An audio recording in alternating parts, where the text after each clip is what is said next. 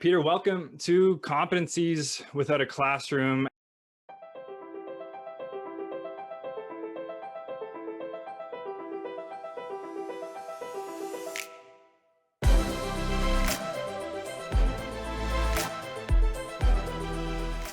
As you know, our audience, these are middle and high school students and teachers. These are busy individuals. They don't have time for fluff. So, Peter, we're going to jump right into it. And with that, we always start every conversation with the same question. It's an important question. It's a question that our listeners want the answers to, and frankly, helps us set a bit of a tone for the rest of the interview. So, Peter, with that, pineapple on pizza, yes or no? No. It's Completely. a hard no? No, that's easy. No fluff answer. No. Okay, that's fair. Everyone's got their opinion. I like to believe that the majority are pro pineapple, but that's inherently biased. So, Peter, on that note, who is Peter Hopwood, and what are you doing for work right now? Yeah, sure. Peter Hopwood is, first of all, is a man who doesn't like pineapple on his pizza. But I guess you figured that one out already. But Yeah. I put that aside. Yeah, my name's Peter Hopwood, and I literally help people, professionals, to tell their stories better. So I'm a speaker coach, a TEDx coach, a pitch coach. As I say, I help professionals to find their stories, tell their stories in the most impactful way, help them to really share their messages in the right way, and help them become more confident, boost their self-esteem, and but ultimately the listeners who are listening to their messages, get the impact that the speaker wants. That's huge. And we're going to spend a fair bit of time, hopefully today, talking about that. We hear a lot more about storytelling these days, and from marketing just to kind of marketing yourself as the product as well, right? And one of the books I'm actually reading right now, I'm really interested in, is called Building a Story Brand, Donald Miller. And it kind of breaks down the components of every movie you've ever seen, how there's a guide and there's a hero and there's a problem and there's a solution. So kind of makes it a bit more of a framework that you can follow when building out your own stories. But Peter, so if I'm listening to this, I'm a 16-year-old in high school right now. When I hear the word story or storytelling, maybe I think, fiction book and Harry Potter. What does storytelling mean, and why is it important in the context of maybe the professionals that you're working with and coaching them to be better storytellers?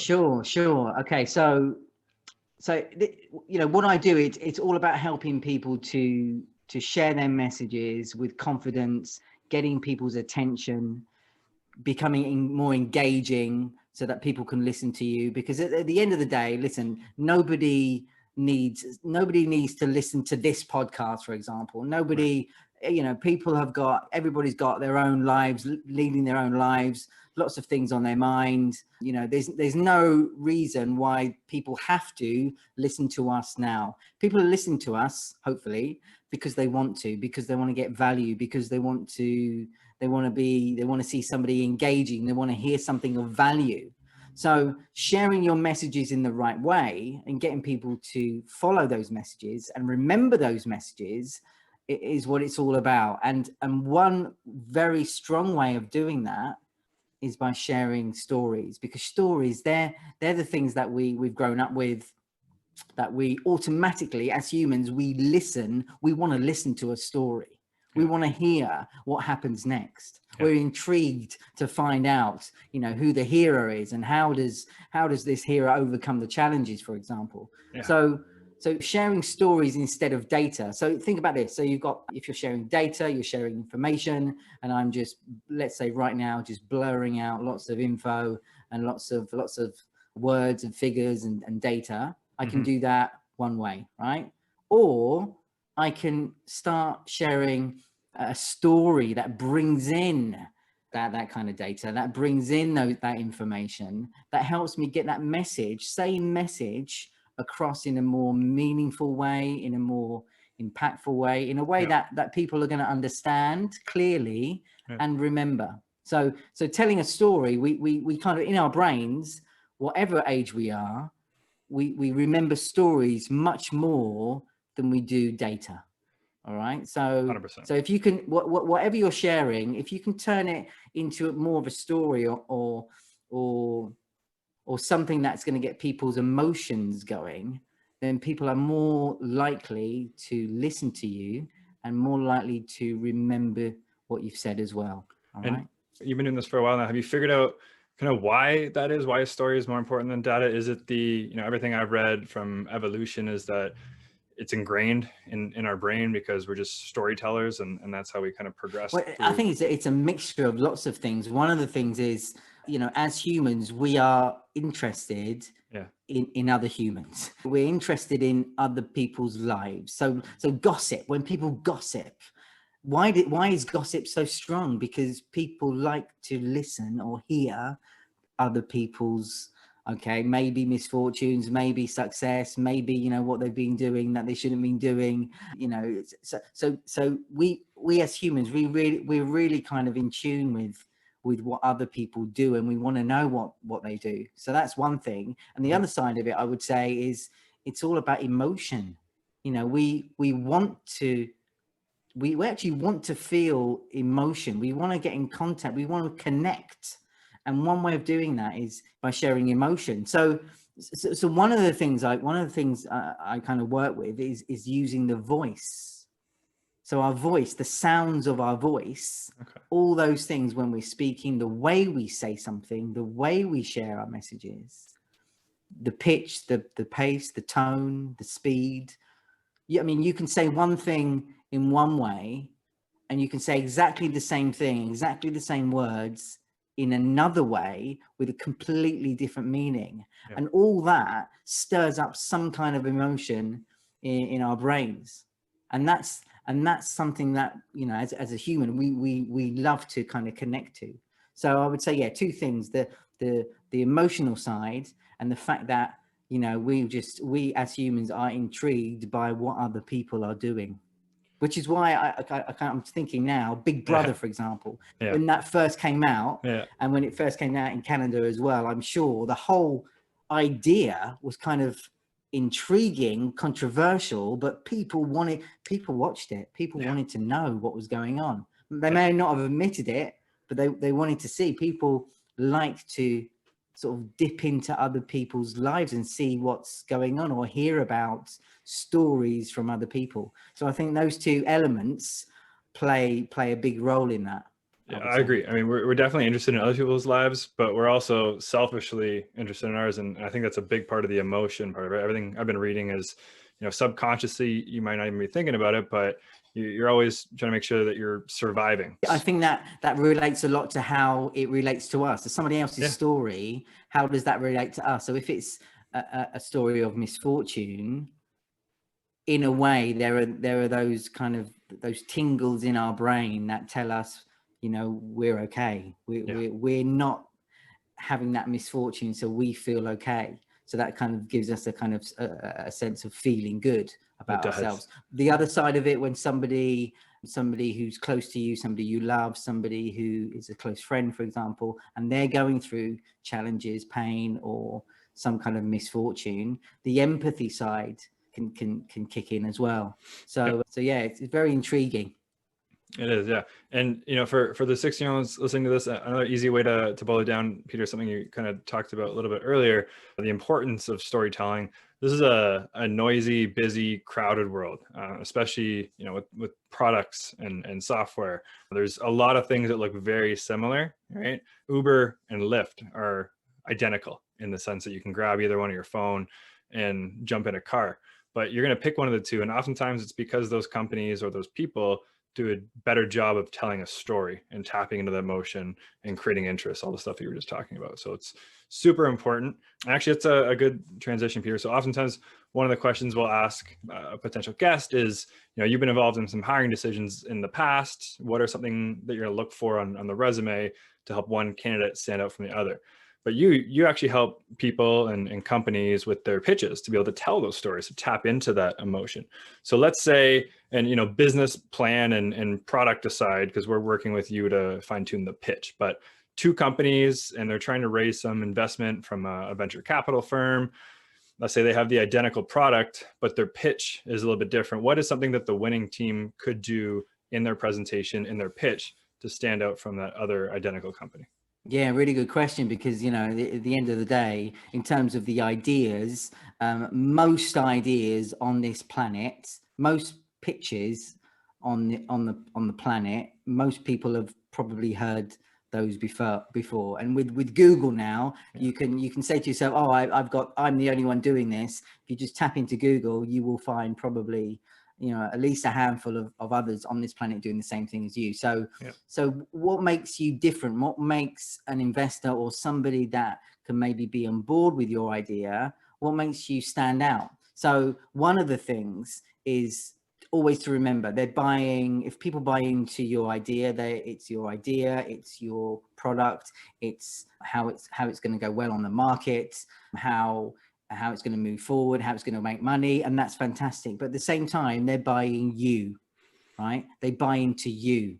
They want to know if you're somebody who can listen to other people and listen to people who've maybe got more experience and can coach you, right? So often, sometimes, well, not often, but sometimes we see pitches and startup founders who are very arrogant, perhaps, or just have a flare of arrogance, Mm-hmm. which is a trait which tells us, you know, it's going to be really difficult for this person to listen to other people, or admit when he's wrong, Yeah. or, you know, to actually take this idea forward when the chips are down. So when it's tough, you know, I want to see in that pitch, I want to see somebody who can show me that when things get really tough, they're not going to give up. They're going to keep going. They're going to take responsibility. They're going to, or they're going to close the doors when it's the right time.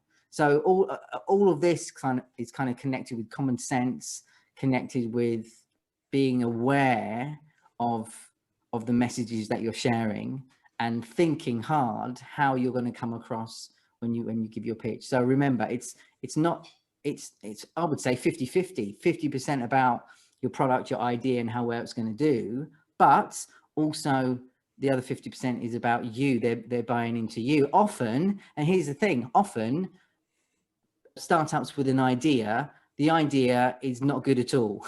Okay. Yeah. But they'll come back and do something else, and maybe that might not go well at all. They'll come back again, and because the investors or the people that are listening, that have already listened to his pitch quite a few times in the past, they like this person. They like what this person is about. They like that he doesn't give up. Yep. They like that he keeps moving forward, and knows when to close something when it needs to be closed. So yeah, it's investing in the person in the picture just as much as the idea, I would say. That's super important to hear. And, you know, students, if you're not building a company and pitching to investors just yet, the same sentiment can be applied to the presentation you're doing in front of the class, or the scholarship application. The person who is assessing your presentation is interested in you as a human just as much as kind of the product that you're speaking to. And absolutely, I'd also say that your passion is really important as well. How much you care about this. Why do you care about it? That's really important, because if it's just an idea, I could stand there, do the pitch, you could stand there and share the pitch, but it wouldn't mean as much to the person who's actually involved with the pitch. Actually, you know, why did he come up with the idea? One example, a really good example of a pitch of a startup that I was helping not so long ago. It was the idea was all about eye tests. So creating an eye test that's going to be transformed, and it's going to be put online. All right. So probably not a revolutionary idea now. I'm sure there's quite a few people doing that right now. But the thing was, he shared his pitch, which was quite good. He was only 18, so very young. Yeah. So my question to him was, okay, I want to know, when you start talking, I really need to know what gives you the right as an 18-year-old to share with me all this information about optics, about the eye profession, you know, about eyes, testing eyes. I don't know anything about it.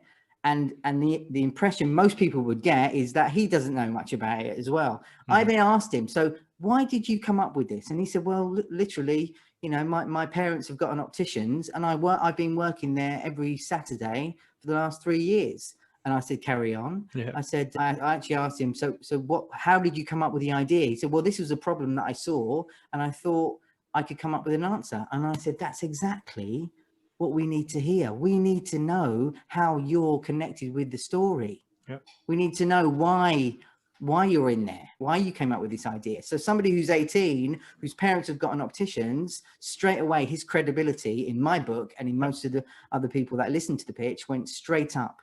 And I said, you need to put that in the pitch. You need to let people know why you're doing it. Now, okay, I'm not saying that, you know, everybody has to have a parent in the profession they're talking about in terms of the pitch, but if you can show or share why you're doing what you're doing, if it's a problem that you've encountered, it's a problem or a challenge or frustration that you felt, and you want to figure out the problem and you want to come up with a solution, then that's exactly what you need to share in your pitch, together with the passion as well. Somebody who doesn't show passion, we're not going to listen to. Even if the company, like even if that 18-year-old wasn't seeking money, again, if we're going back to school, they could be pitching a teacher for more help on the side.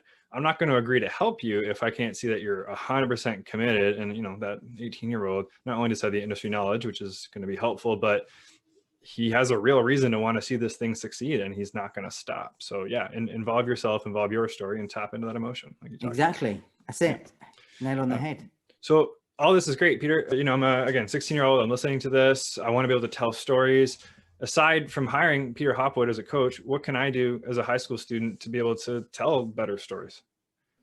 Okay, listen, I think the first thing is, so when I was younger, and you as well, the information that we've got at our fingertips, that you've got, you know, young people have got their fingertips right now, is amazing. Yeah. So there's YouTube, there are lots of free courses on storytelling, there are lots of things online that they can, you know, just tap into, and that will help them get a feel to what stories are all about and how to tell them. It's not necessarily about telling you know, once upon a time, and then you've got a hero in the story and then a challenge in the story. You don't have to go as far as that. That comes later. Mm-hmm. That comes later when you're, you know, when you maybe start doing keynote speeches or speaking in front of crowds, for example. Mm-hmm. But the thing about the story is just a story, for example, that, you know, whatever you're sharing, try to grab it, you know, tap into a story that's happened to you. Mm-hmm. You know, something that is relatable, something that is going to get people, when they're listening to you, to agree with you, to get them on board, to feel like, yeah, I can relate to that issue. I can relate to that problem.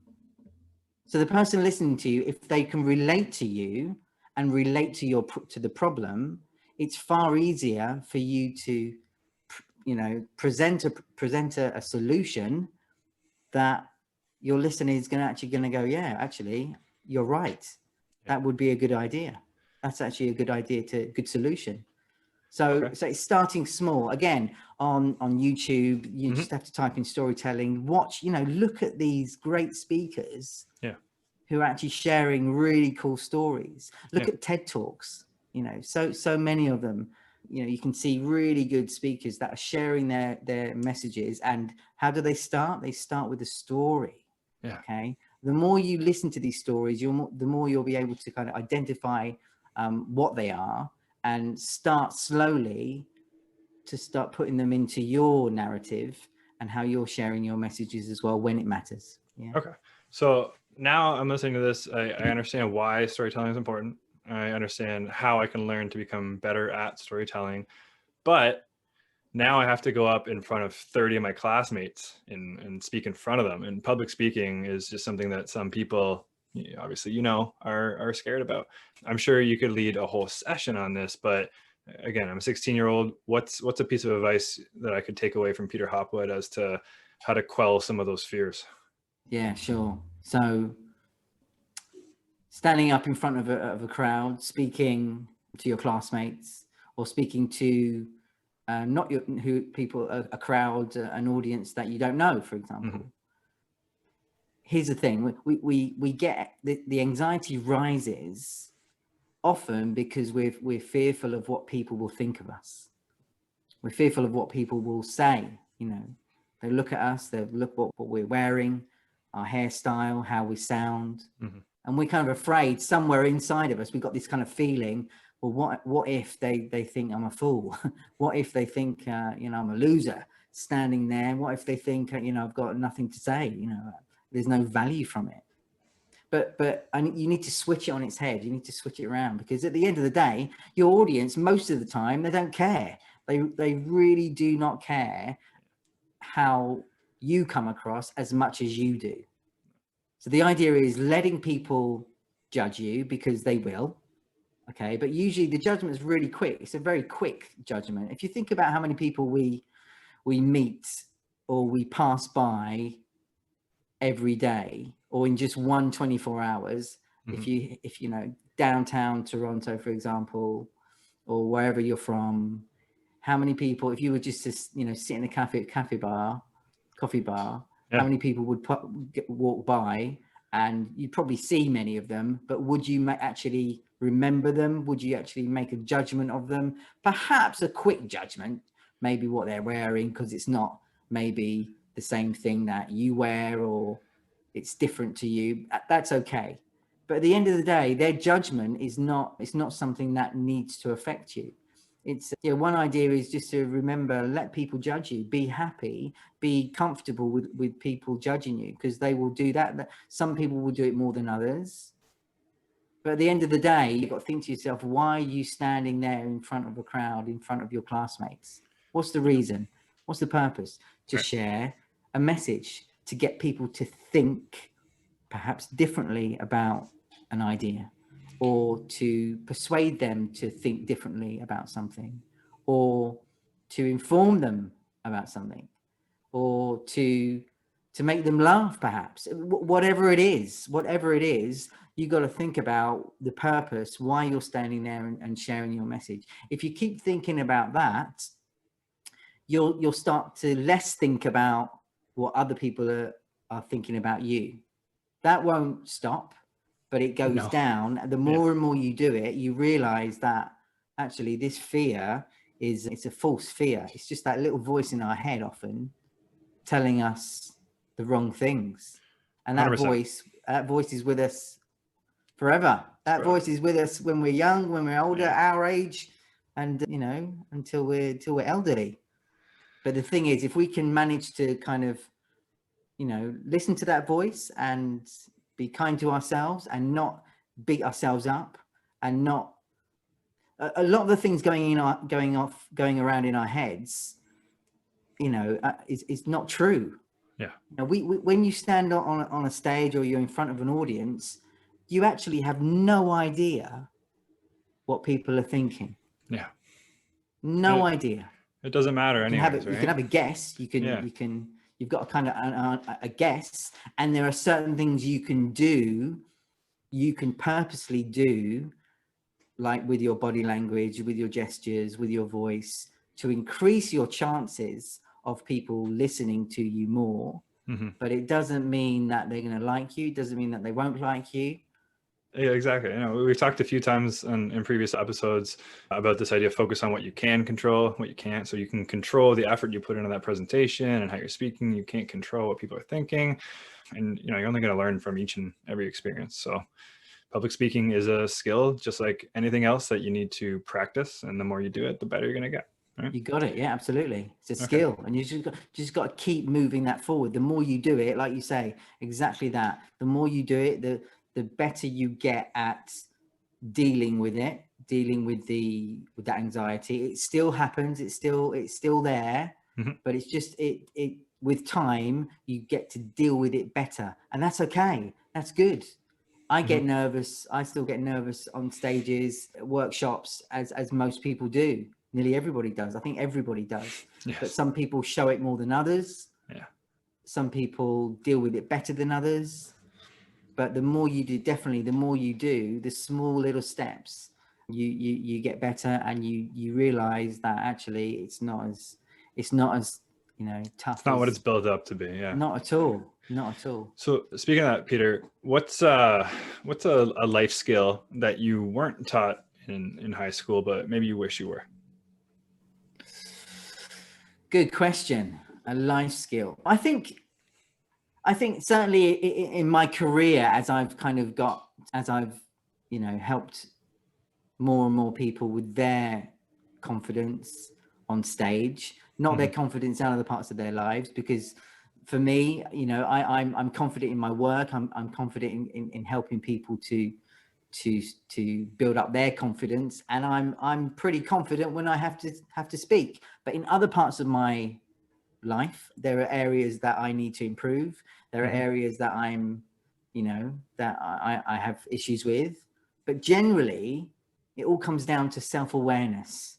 So my self-awareness, as as my career carries on, goes forward, is growing. And I just wish when I was younger, I was just sort of introduced to this notion of trying to understand a little bit more about my own behavior, why I do things, why I say things, why I get angry in certain, for certain things, what triggers me, why it triggers me.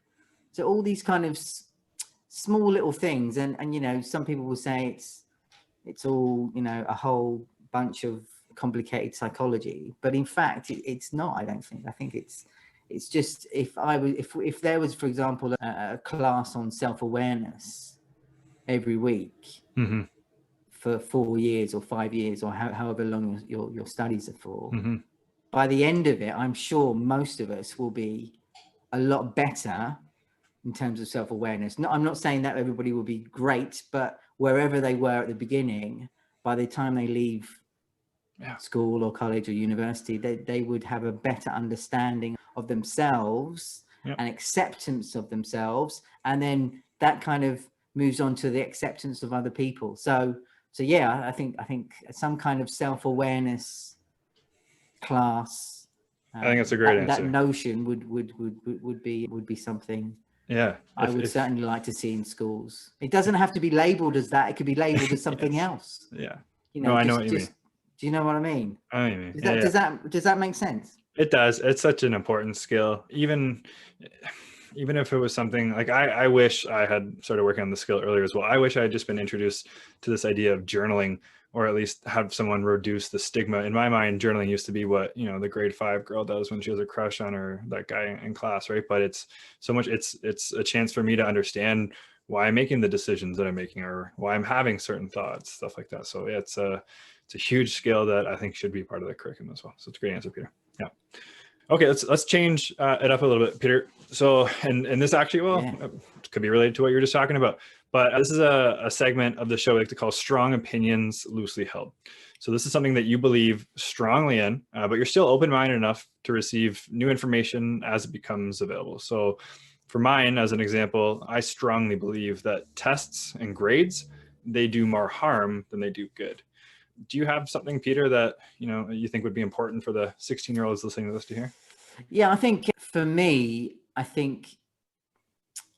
so the notion of experience versus qualifications. Okay. Right. So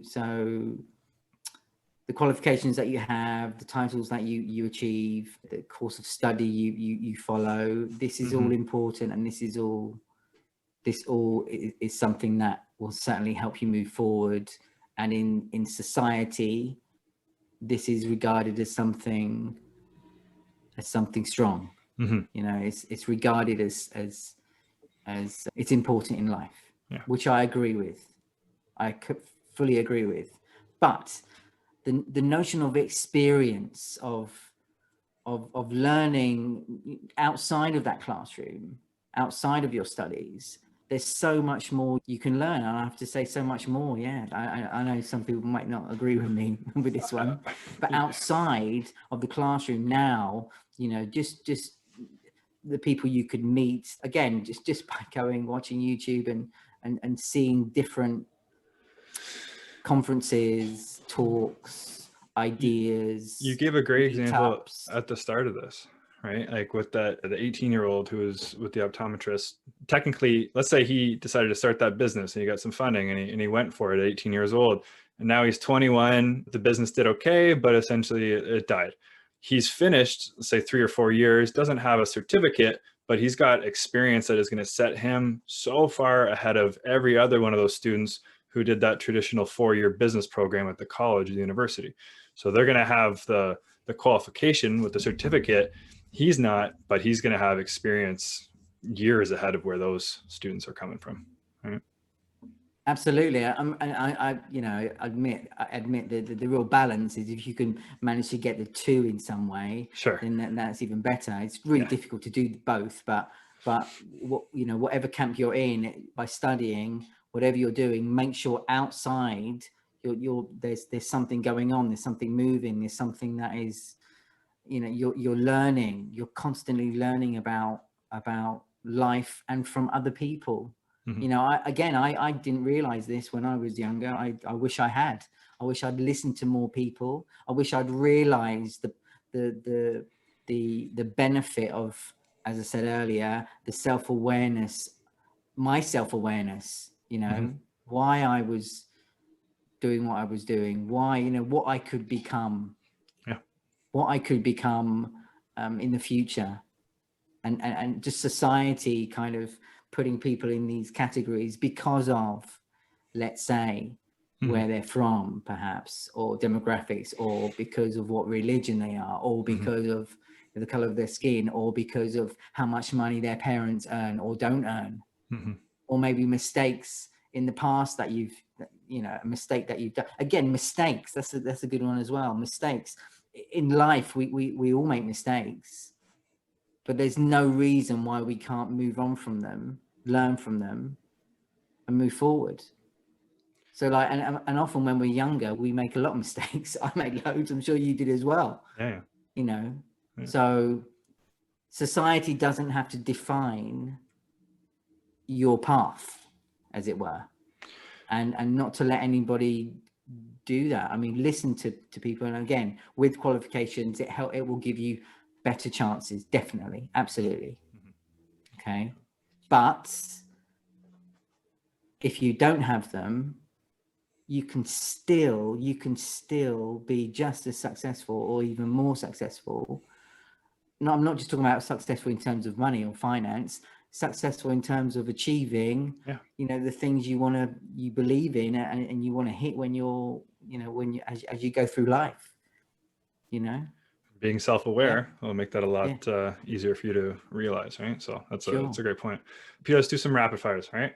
So you have a billboard, everyone's going to see it. You can write one thing on that billboard. What does it say? All right. Apart from like no pineapple on pizzas, I would say, I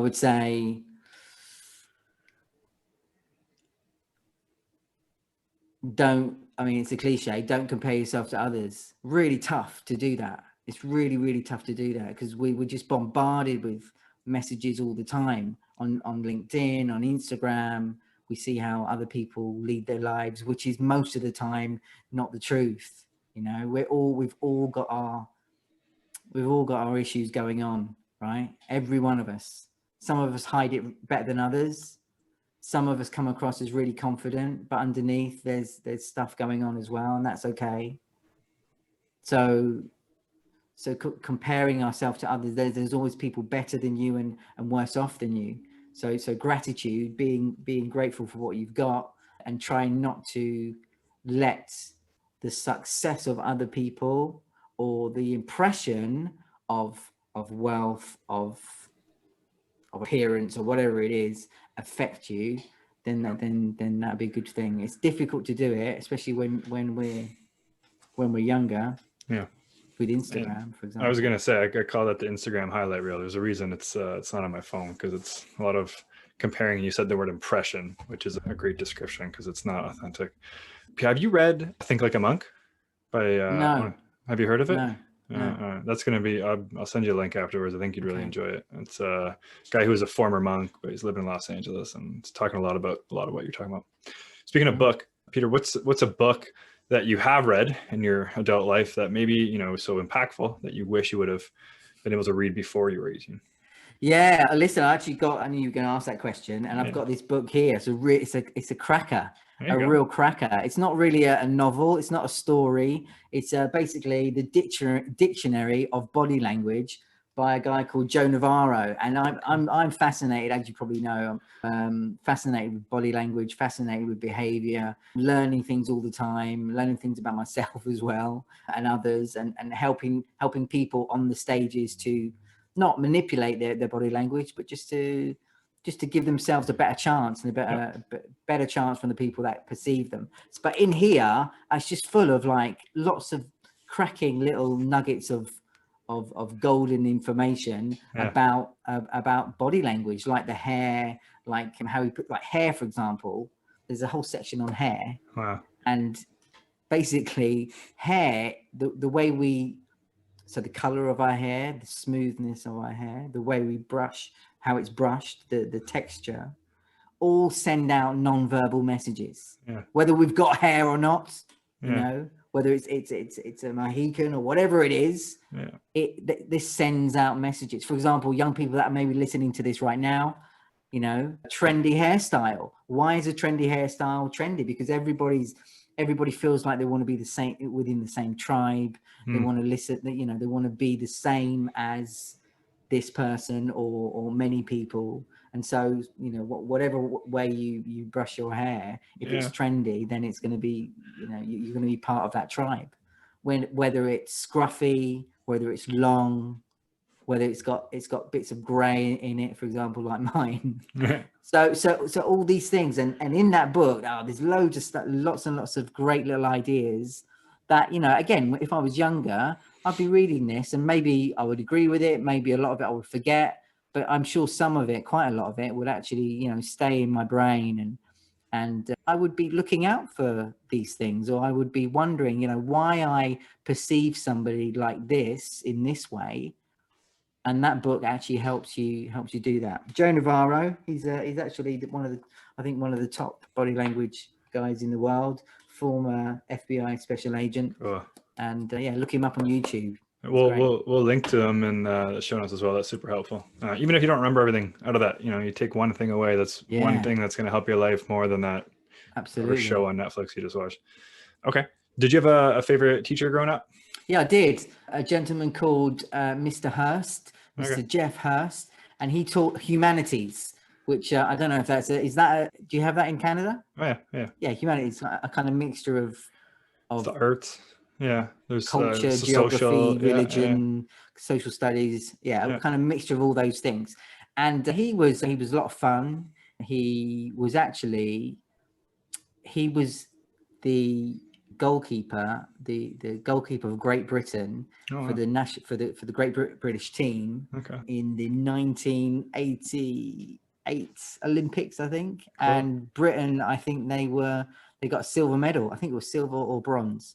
Anyway, so straight after the summer, after the Olympics, first week back at school, you know, he just came in with his medal. Yeah. He came in with his medal, Olympic medal. That's so cool. Then he would show it on the screen, on a TV screen, then with tapes.